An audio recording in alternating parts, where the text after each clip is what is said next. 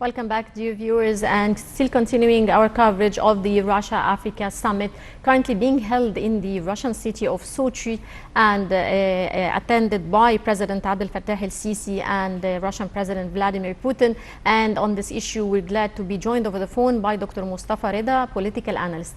Good afternoon, Dr. Reda. Good afternoon to you. Sir, the summit tackles three main topics: boosting economic ties, establishing joint projects, and enhancing cooperation in the humanitarian and social files. How do you see the significance of the topics discussed? Well, actually, the relations between Russia and Egypt have been long ago and have been very strong. And certainly there have been ups and downs. Like you see any political relation, you find that there are certain differences and certain ups and downs. But due to the really efforts of the president now these days, by concentrating not only on one bloc, certainly has restored these relations.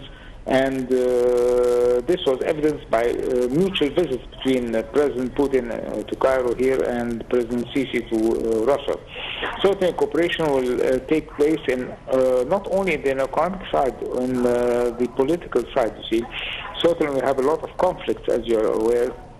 The Middle East is in turbulence, and certainly the support of Russia is vital, which has been risen as a superpower again and taken into consideration by the international community.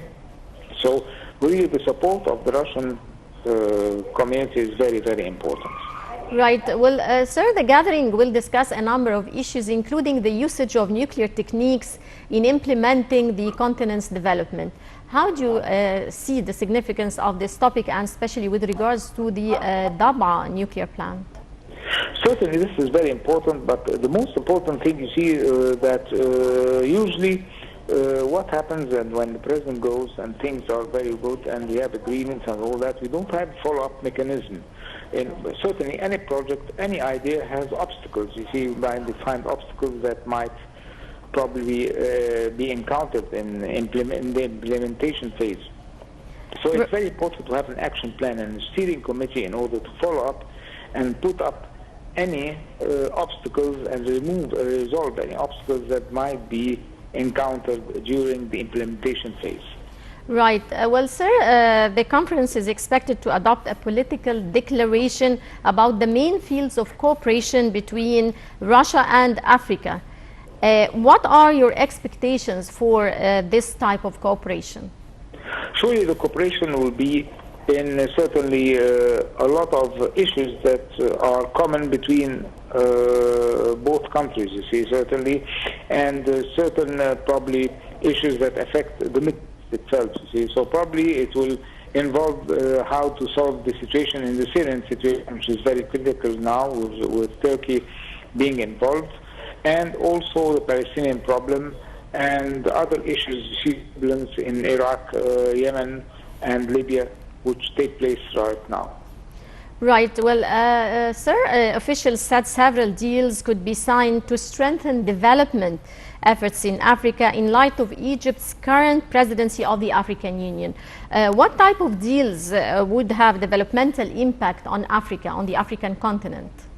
Certainly, I'll tell you, this is a very important question, because certainly we have a lot of experience, Egypt, a lot of experience with the African continent.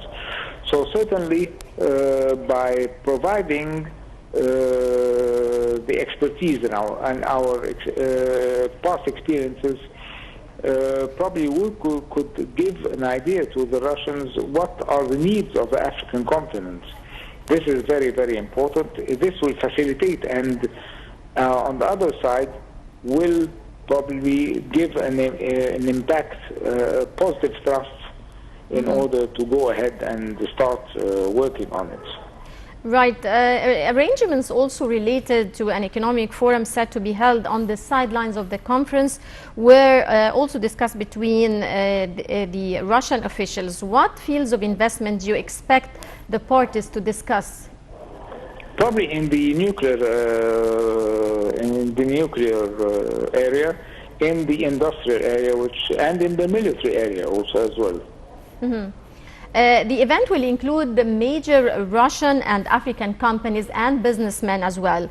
How do you see the significance of economic ties between Russia and Africa, and how can it be further developed through such a meeting or gathering?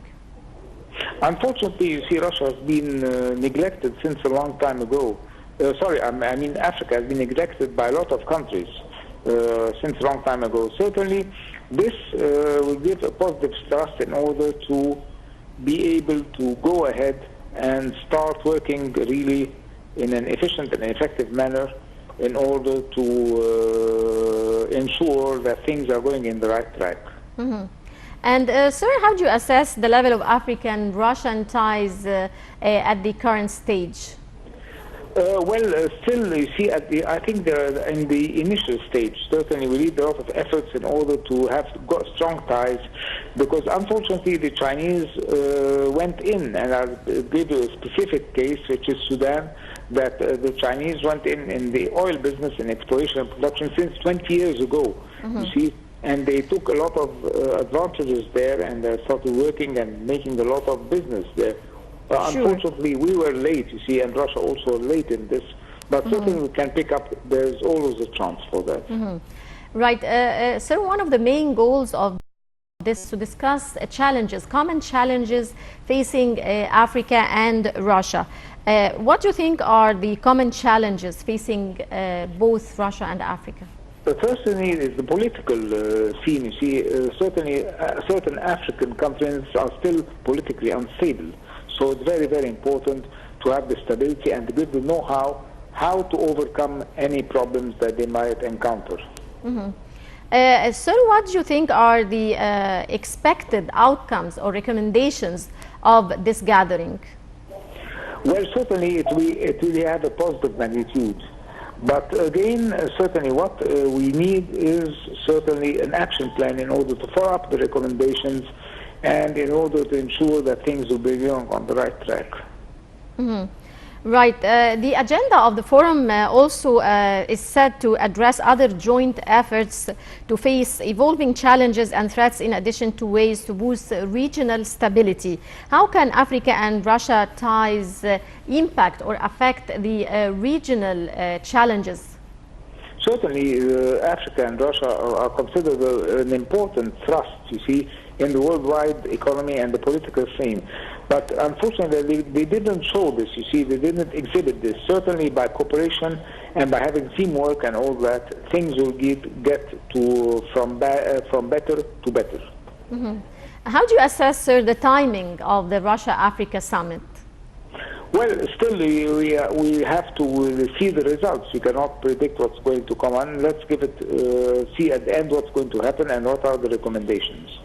Right, Dr. Mostafa Reda, our political analyst, many thanks for your insights, sir.